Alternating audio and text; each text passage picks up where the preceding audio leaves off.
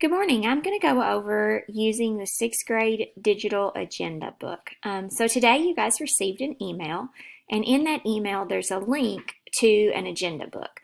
So we won't send this agenda book out each week.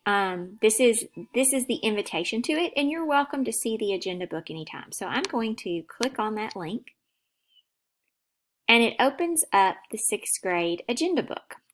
This is just like an agenda book that you would have used in elementary school, except for instead of the kids filling it out, the teachers are filling it out. So it will be updated frequently, so you may want to check back often.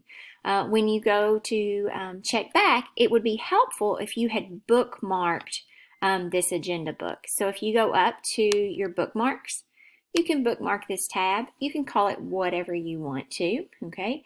And then when you click done, it'll add it into your bookmarks. You can see right here, I've already booked mine. It says the sixth grade agenda. I did want to point out to you when you look at the agenda, it's a little bit hard to see on the computer in 100%, especially if you're using a Chromebook. But if you'll change the view right here from 100% to 75%, you'll be able to see all of your teachers' classes for the entire day. So here's Monday, and you have either math teacher, your English teachers, science, either social studies teacher, band, art, and computers. If you scroll down, you'll be able to see other days of the week. Tuesday, Wednesday, Thursday, and Friday. I wanted to point out to you that some teachers, such as art and computers, have all of their assignments listed on Monday, and all of the work is due Friday of that week. So they won't have individual assignments posted throughout the days. That's because all of your work for the week is assigned on Monday, and it's due by Friday.